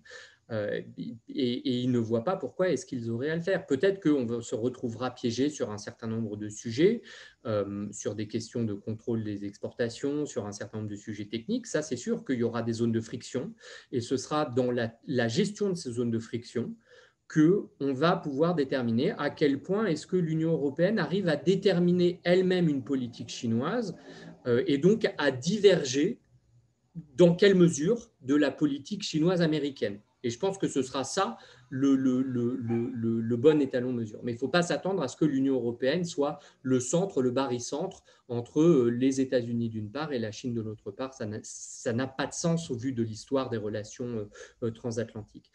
Pour répondre très rapidement à cette question du projet, je pense que tu montrais tout à l'heure les attentes des jeunes Européens vis-à-vis de l'Europe. Et le premier attente, c'est éducation et formation. Et alors ça, si ce n'est pas un vibrant plaidoyer pour une Europe de la prospérité, du projet de prospérité, alors qu'on sait tous que c'est à la fois le point faible de nos systèmes nationaux et en même temps le levier par lequel on va pouvoir revitaliser nos économies européennes, je sais pas ce que c'est. Il y a vraiment, il me semble que la question de la prospérité, de la capacité de l'Europe à fournir des emplois, à continuer à assurer une forme de prospérité, de bien vivre, de se donner les moyens de continuer à vivre selon le mode de vie européen, pour reprendre ce vocable, c'est vraiment une question existentielle pour l'Europe. Et je pense que ça, c'est quelque chose typiquement que la Commission européenne, et en particulier Thierry Breton, a parfaitement compris, en relançant la question de la stratégie industrielle, en relançant la question de l'autonomie stratégique dans un domaine qui n'est pas celui de la défense, qui est celui de l'industrie, en reposant la question de la localisation de notre capacité à assurer notre propre prospérité. En fait, il fait face à un débat, et il apporte une réponse européenne à un débat qui sinon se serait déroulé au niveau national. Si on n'a pas cette réponse, cette réorganisation de la prospérité, des chaînes d'approvisionnement, de cette capacité à réancrer les sources de prospérité sur le continent européen, alors à ce moment-là, on verra se développer des propositions alternatives au niveau national, et ce sera vraiment, pour le coup, là,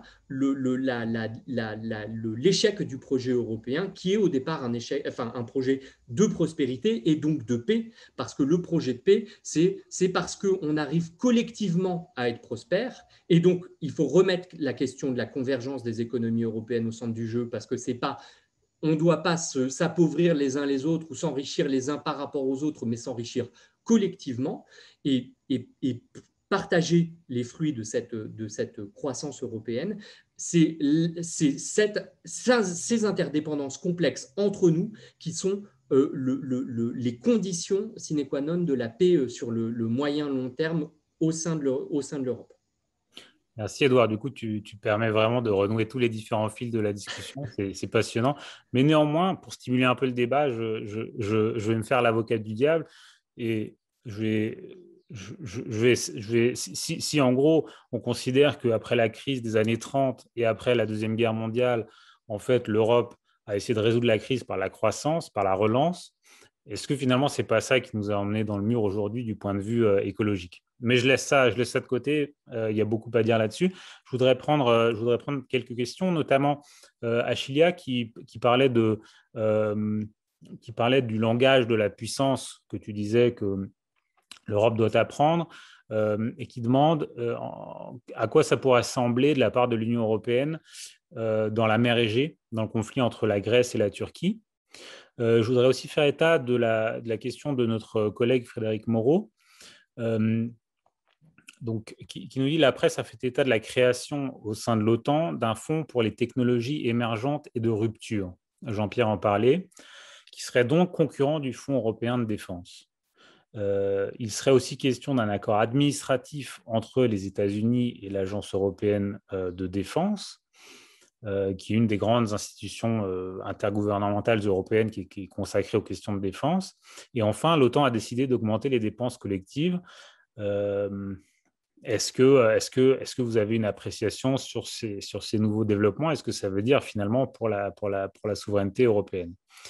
Une question intéressante aussi, je vous laisserai piocher, celle de David Kahn sur le programme des Verts allemands qui propose la création d'une république fédérale européenne qui serait responsable de l'environnement, de la défense et de l'industrie. Est-ce que ça vous paraît être un projet utopique?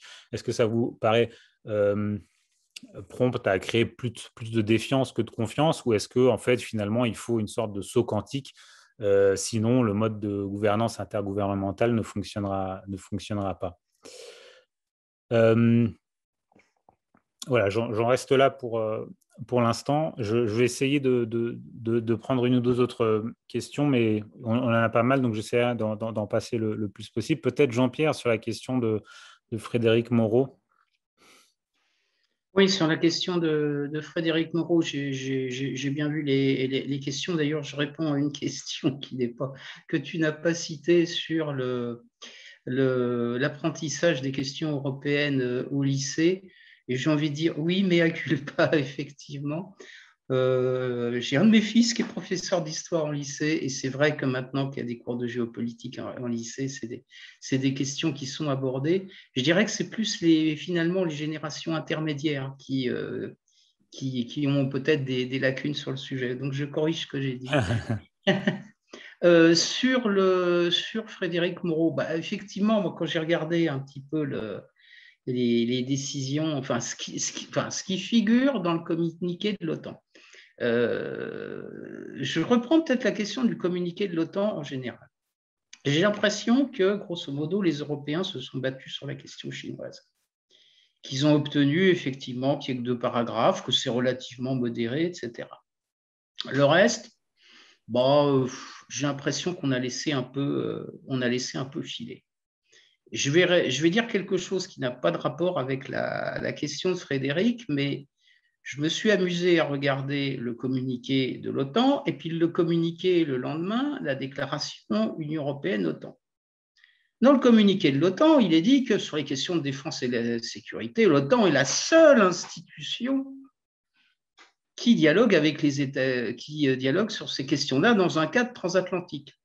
Et puis, dans la déclaration de l'Union européenne États-Unis, il est dit que il va y avoir un dialogue de sécurité entre l'Union européenne et les États-Unis. Donc, je ne voudrais pas dire, mais les dirigeants ont signé 2 communiqués contradictoires à 24 heures d'intervalle. Ce qui veut dire que, bon, il y a certaines choses, allez, laissons, ça sera comme ça. Et j'en reviens effectivement aux questions, à ce qui a été proposé et qui figure dans le communiqué de l'OTAN, c'est-à-dire ce centre d'innovation technologique, d'une part, et puis l'augmentation du budget de l'OTAN. Je pense que, comme le dit très bien Frédéric dans sa question, Frédéric Moreau, c'est très clairement, à mon avis, un moyen de faire concurrence au Fonds européen de défense.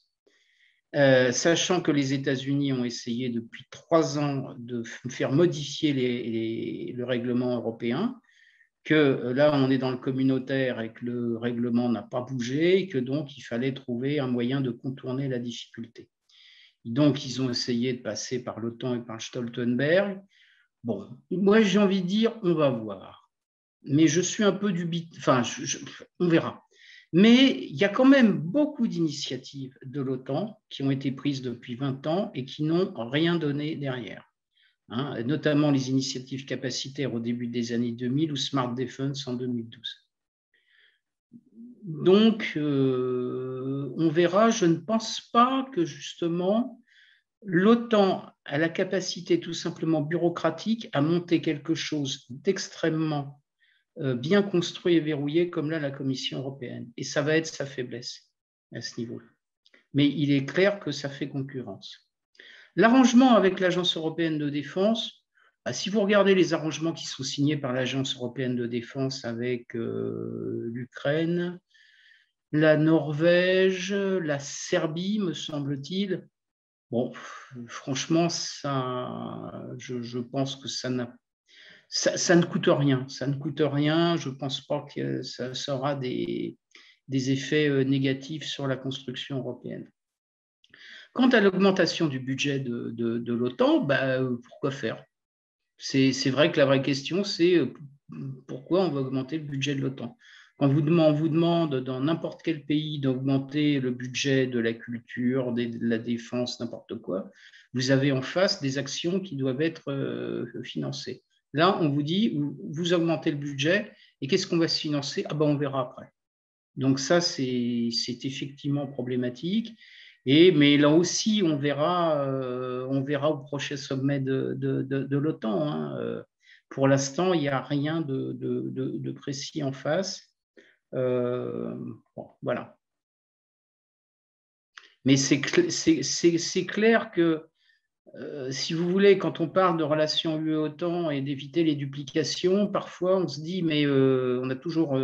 les duplications, ça a toujours été à sens unique. C'est l'Union européenne qui faisait des duplications par rapport à l'OTAN. Là, je me demande si parfois, ce n'est pas l'OTAN qui fait des duplications par rapport à l'Union européenne. Pour aller dans le sens de ton commentaire, on a une question de Tristan Thiebaud qui nous dit que le budget militaire russe est faible comparé au budget de l'ensemble des pays européens. La France comme la Russie sont des puissances nucléaires. Il apparaît donc improbable qu'il émerge un conflit symétrique en Europe. La Chine, de par sa distance, n'est pas une menace militaire pour l'Europe. Peut-on penser que les États-Unis entretiennent volontairement l'idée de menace russe pour maintenir l'intérêt des Européens à soutenir le projet otanien et donc les aider dans leur lutte contre la Chine? Il y a Viviane Meyer qui pose une question qui est très intéressante, qui demande pourquoi ne pas mettre en lumière ce que l'Europe fait concrètement, donc tout ce qu'elle finance notamment au niveau régional. On s'est aperçu que dans le cadre du Brexit, c'était un vrai problème, puisqu'il y a des régions d'Angleterre qui ont été soutenues à bout de bras par les fonds structurels européens, qui ont voté pour le Brexit. Donc visiblement, il y a quelque chose qui ne passe pas. Et Emma Guimau qui demande est-ce que l'Europe devrait, dans le programme Horizon Europe, donc dans le budget 2021-2027, pour retrouver la souveraineté européenne sur plusieurs points, est-ce qu'il ne faudrait pas investir sur la technologie, l'innovation et aussi le renseignement, donc ce qui rejoint aussi les commentaires de Jean-Pierre tout à l'heure. Sylvie, je te laisse peut-être revenir et piocher sur tout ça si tu le souhaites. Merci. Déjà, je vais peut-être réagir sur ce que tu viens de dire sur la question sur la menace et le fait qu'elle est loin. Je crois que le fait que les Européens ne se sentent pas tant menacés que ça, sauf peut-être par la menace terroriste, comme l'ont montré une de tes planches, certains par la Russie, mais pas tous.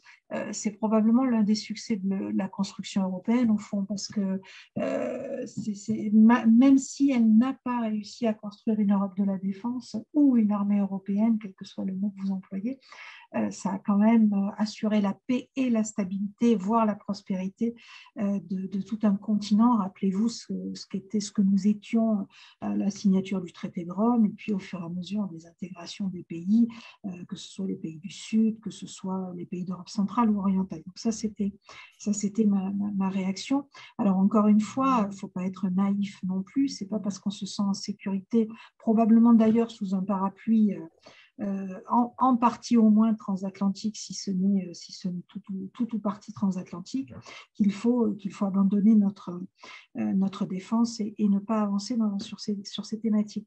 Sur la question, pour répondre à la deuxième question que tu as posée, je vais aussi rebondir à une remarque que tu as faite sur le lien ou l'incompatibilité entre la croissance économique et la neutralité carbone et la lutte contre le changement climatique.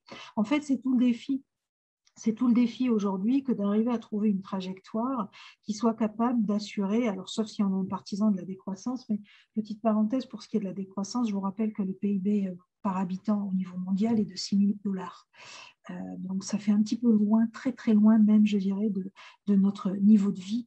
Je doute que de telles approches soient juste soutenable socialement parlant, mais je ferme la parenthèse. Donc, si on veut assurer effectivement la neutralité carbone de nos économies, il faut parvenir à trouver un chemin de croissance et de prospérité qui soit neutre, qui soit beaucoup plus efficace et beaucoup moins émetteur de CO2, et c'est tout le défi. Et il y a deux chemins qui sont assez connus. Le premier, c'est un chemin qui n'a été emprunté d'ailleurs à ma connaissance quasiment que par l'Europe et les pays européens dans les années 80, c'est le chemin de l'économie d'énergie. Et ça, c'est quelque chose qui a très peu, dont on parle très peu, et pourtant il y a du potentiel, un potentiel assez énorme. Et puis il y a le chemin des technologies. Et on en revient toujours à la même chose, on en revient toujours à la question des technologies et de l'innovation. Et c'est vrai que c'est un défi majeur pour les Européens et à tout point de vue. C'est un défi majeur pour la sécurité et la défense du continent européen. C'est un défi majeur pour la lutte contre le changement climatique. C'est un défi majeur pour réindustrialiser nos territoires, parce que une production industrielle de haute technologie, c'est une production à plus forte valeur ajoutée, et donc ça justifie aussi le versement et le paiement de salaires plus élevés. On ne deviendra pas l'atelier de l'Europe, la Chine fait ça très bien, et je crois que c'est pas l'ambition. Donc en fait, on en revient toujours au même propos, au même sujet, et je crois qu'il faut dépasser la simple prise de conscience, parce que mais là, c'est toute la difficulté de l'Europe, c'est qu'à la fois quand elle est privée, et quand on parle des technologies privées, on a des entreprises qui sont concurrentes les unes des autres, avec certes des effets pervers de concurrence, mais également un côté très positif de cette concurrence. Et puis alors même qu'on sait pertinemment que pour ce qui concerne les politiques publiques et les financements, bien, il faudrait probablement mutualiser nos efforts et parvenir à investir massivement dans un certain nombre de technologies. Alors je crois que ça commence à être fait au niveau européen. Est-ce que ça suffira? Est-ce que c'est suffisant? C'est difficile de le dire aujourd'hui, mais ce qui est enclenché depuis quelques années est assez intéressant. Merci beaucoup, Sylvie. Juste, je mentionne un dernier commentaire. Je suis désolé, je ne peux pas tous les prendre parce que le temps file, mais qui est très intéressant, de Patrick Dumire, qui s'inscrit un peu, disons, dans le commentaire de Jean-Pierre tout à l'heure sur le fait qu'il ne faut pas forcément partir de soi, mais de partir aussi des autres. Alors effectivement, comme une autre commentatrice l'a mentionné, au lycée, on apprend aussi les questions d'Europe puissance en France, et on peut même dire qu'il y a une vraie culture stratégique en France qui est quand même qui est transversale aux différentes générations.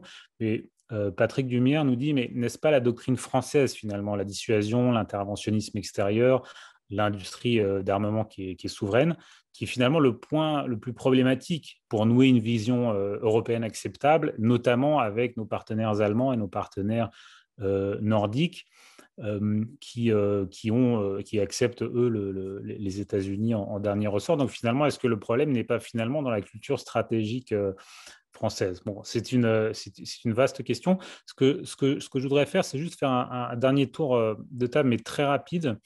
Si jamais vous avez un commentaire final à faire, Édouard, je commence par toi, mais aussi, je voudrais vous demander, je vous mets devant le fait accompli, voilà, si vous aviez une idée pour essayer de lier tous les différents concepts qu'on a mentionnés aujourd'hui, lequel vous pensez être le plus clair en fait pour les peuples, pour les citoyens européens du point de vue géopolitique? Est-ce que c'est l'Europe géopolitique? Est-ce que c'est l'Europe qui protège? Est-ce que c'est le multilatéralisme efficace? Qu'est-ce que c'est? Qu'est-ce qui peut parler? Qu'est-ce qui est le plus incarné? Qu'est-ce qui parle le plus en fait aux peuples et aux citoyens européens? Édouard, je te donne la parole. Merci beaucoup. Je vais revenir sur cette question dans un instant parce qu'elle est très intéressante. Mais je voudrais juste revenir sur trois points, notamment sur la question est-ce que c'est la doctrine française qui est le problème? Je ne suis pas sûr que ce soit la doctrine française qui soit véritablement le problème. Je pense que c'est plutôt la méthode française qui est problématique. C'est l'approche française des Européens qui est problématique. Globalement, les Français, quand ils se projettent au niveau européen, ils regardent ce que font les Américains. C'est particulièrement vrai sur les questions militaires.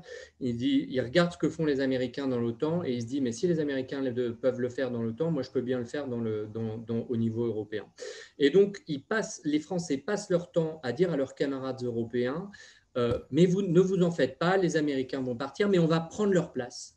Or, oui, je sais, je caricature, Jean-Pierre. Je caricature un peu. Mais il y a quand même, de manière assez structurante dans l'approche française, cette volonté d'être l'hégémon européen et une difficulté à se penser comme un père parmi les pairs et donc à se penser exactement sur le même niveau que les autres Européens. On le voit bien dans la différence d'approche entre les Français et les Allemands. Et c'est très parlant. Enfin, je veux dire, il y a un récent sondage, je crois que c'est le GMF US qui l'a sorti, qui disait, selon vous, quel est le pays européen le plus influent? 60% des Européens répondent les Allemands et la France, c'est 9% en perte de 10 points par rapport au dernier sondage. Alors même que le concept d'autonomie stratégique européenne, qui est un concept français, est maintenant absolument partout. Et la différence, c'est que les Allemands ont un leadership inclusif. Et on le voit sur la question de la boussole stratégique. Ils disent le plus important, c'est d'avoir tout le monde autour de la table. On va se mettre autour de la table, on va faire une analyse des menaces ensemble et on ne sait pas exactement où ça va nous mener, mais l'objectif, c'est de faire de la mise en cohérence. Les Français, ils voient la boussole stratégique, ils disent hop, hop, hop, hop, qu'est-ce que c'est que ça? Quelle est l'arrière-pensée derrière? Et qu'est-ce qu'on va en tirer surtout derrière? Et alors maintenant que le truc est lancé et que ça commence à prendre forme et qu'effectivement, ça peut être quelque chose d'important, les Français ne jurent que par la boussole stratégique. Mais il y a quand même cette appréhension, ce malaise avec l'idée qu'en fait, il faut s'asseoir tous autour d'une table au départ sans préalable entre Européens. C'est, me semble-t-il, avant tout un problème de méthode. Et je vous l'accorde, j'ai grossi volontairement le trait. Sur la question, juste un mot sur la question du fonds OTAN, ce qui va être intéressant, ça va être de voir justement dans cette concurrence entre le fonds OTAN et le fonds européen de défense, de savoir si c'est le rouleau compresseur états-unien ou le rouleau compresseur de la Commission qui va gagner. Parce que c'est vraiment la lutte entre les deux. Et mon pari, c'est que c'est la Commission qui va gagner. Parce que si les Américains veulent vraiment faire une concurrence, ou si l'OTAN, parce que je ne suis pas sûr que ce soit un projet américain, mais c'est un projet otanien pour être toujours relevant par rapport à l'UE en tant qu'institution. Si l'OTAN veut y arriver, à ce moment-là, il va falloir que les Américains mettent beaucoup d'argent sur la table et acceptent de partager un certain nombre de technologies, acceptent de partager un certain nombre de productions avec les Européens, alors que le partage, il est certain dans le cas du Fonds européen de défense. Ça, et je pense que ça va être l'argument massue. Après, je peux me tromper, mais en tout cas, ça donne un avantage de départ certain au Fonds européen de défense. Pour revenir à ta question, je pense que sur ce qui fait le lien entre tous les concepts. Je pense qu'il ne faut surtout pas que ce soit le multilatéralisme efficace ou un truc techno comme ça. Je pense qu'il faut relativiser l'importance du fait de parler à l'opinion publique parce que, comme tu le disais au tout départ, les questions de politique étrangère sont quand même des questions qui restent généralement étrangères au public et que ce n'est pas un facteur de mobilisation extrêmement fort. Par contre, je pense qu'il ne faut pas non plus réinventer la poudre. Et là, on a une approche qui est en train de prendre racine, notamment au sein des institutions européennes et qui est en train de donner des résultats intéressants avec des limites, avec des questions, bien sûr. C'est celle d'autonomie stratégique européenne. Et ça a vocation à produire du sens effectivement dans son aire politique de départ, qui est celui de la défense, mais aussi à créer un espace de négociation entre Européens qui permet à chacun de retrouver ses petits et donc de redonner du sens au projet européen. Parce que c'est ça, la question, c'est il faut qu'on redonne du sens au projet européen. Le Brexit, c'est d'abord une crise de sens du projet européen. Donc voilà, je pense, continuons à investir ce projet, cette question. D'accord, merci beaucoup, Edouard. Donc, les Français ont plus ou moins peu ou prou raison sur le fond, mais this is not a method au niveau de la méthode, c'est ça. Sylvie, si on cherchait, si on avait l'ambition de trouver un récit à peu près cohérent, est-ce que l'autonomie stratégique te semble être le candidat idoine ou est-ce que c'est quelque chose d'autre ou est-ce qu'il ne faut pas essayer de trouver une manière de nouer tous ces différents fils qui incarnent le projet européen différemment pour différentes personnes, différents peuples et différentes nations européennes? Alors, en bonne française, désolé Edouard, je vais expliquer que oui, l'autonomie stratégique, mais simplement, je pense que c'est un concept qui n'est compris que de nous-mêmes, en fait, et vraiment compris que de nous-mêmes. Moi, je me souviens d'une conférence à laquelle j'étais allée en Pologne, où, bon, les Polonais, vous allez me dire, mais somme toute, on est tous là, donc on doit tous questionner sur ça veut dire quoi en réalité. Je pense que le concept de souveraineté est peut-être plus parlant, et je serais tentée de répondre à la question que tu posais, et ça peut paraître extrêmement démago, voire assez bateau dans le contexte actuel. Je crois que ce dont les Européens ont besoin aujourd'hui, c'est de sécurité, de sûreté, de garantie aussi face à un contexte de ces derniers mois qui a été extrêmement compliqué et dont ressort un certain nombre d'inquiétudes au-delà de l'atmosphère en fait assez chrysogène que nous vivons depuis plusieurs années et qu'on avait décrit au tout début, cette pandémie et ces menaces, cette prise de conscience d'un certain nombre de choses, dont la lutte contre le changement climatique, les inégalités, etc., font que les gens sont probablement stressés, angoissés et on a besoin de sécurité. Ce que je regretterais, j'ai été plutôt optimiste et plutôt positif sur l'analyse de l'Union européenne. Ce que je regrette un petit peu parfois dans la construction européenne, c'est l'appréhension que l'on peut avoir de ce concept de sécurité. Alors, pas forcément sur les questions de défense en tant que telles, mais qui est plus largement sur la façon de penser la sécurité, qui est souvent une façon très hard, en fait, dans le sens hard power, alors que la sécurité, c'est aussi avoir de quoi vivre correctement tous les jours, etc. etc. Donc peut-être, et je pense en particulier à la politique migratoire, aux réponses qui ont été données en 2015 à la crise migratoire, je pense qu'il faut aussi réfléchir au quotidien, en fait, et ce que l'Europe et la construction européenne, y compris dans ses politiques de sécurité et de défense, peut apporter à tout un chacun dans son quotidien. Alors, est-ce que tu as un slogan? L'Europe de la sécurité. Ah non, moi, tu sais, je suis nulle L'Europe ici, qui protège. encore plus en slogan, donc je ne vais pas m'oser à ça. Merci beaucoup. Jean-Pierre, je te laisse le mot de la fin. Europe acteur global. Il faut que ça englobe tout. Donc, ce n'est pas Global Britain, mais Global Europe. Oui, oui, au fond, Global Europe. Parce que autonomie stratégique, ça a quelque chose de fermé. C'est fermé vis-à-vis des autres. C'est le risque que ce soit, entendons-nous bien, il en faut, mais c'est le risque que ça peut donner. Il faut montrer qu'on est un monde ouvert.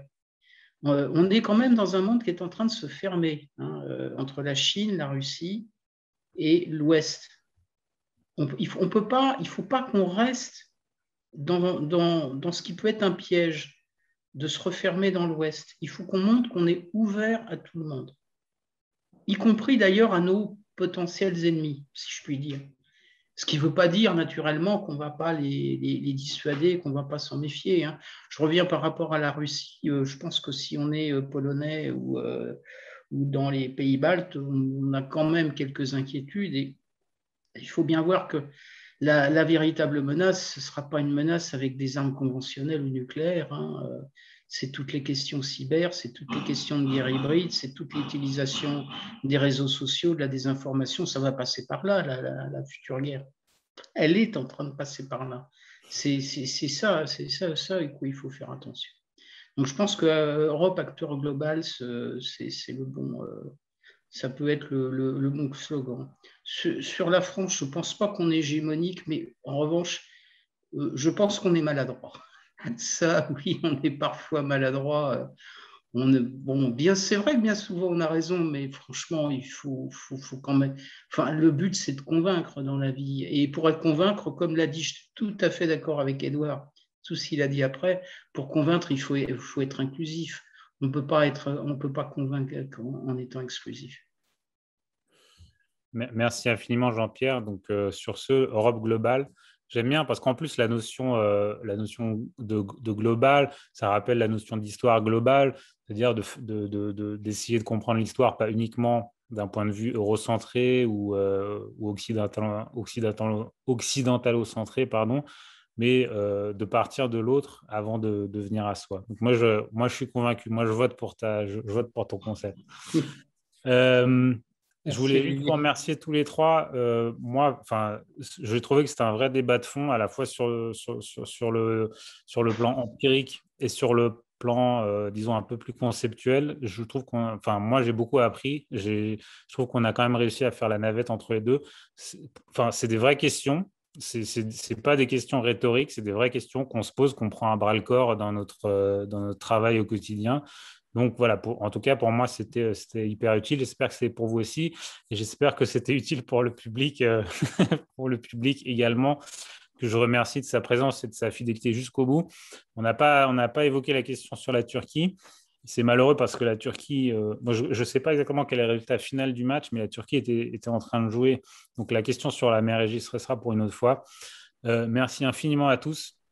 Tu avais promis les résultats, ouais. Olivier. C'est quoi le résultat? Je ne sais pas, tu les avais promis, donc. Attends, tu me disais que tu regardais le match en même temps. Il y avait 1-0. Il y avait 1-0 pour le Pays de Galles à un moment.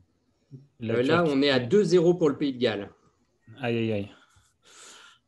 C'est le Brexit qui gagne. Attention, au Pays de Galles, pour la première fois, on a évoqué la question de l'indépendantisme gallois. Ça a fait surface dans les médias. Ça fait très longtemps que ça n'avait pas été discuté. Merci beaucoup à Nathalie et Delphine pour toute l'organisation. Je leur en suis très reconnaissante et merci beaucoup à vous trois et merci à tout le public d'avoir tenu jusqu'au bout en dépit des matchs de l'Euro 2020. À la prochaine.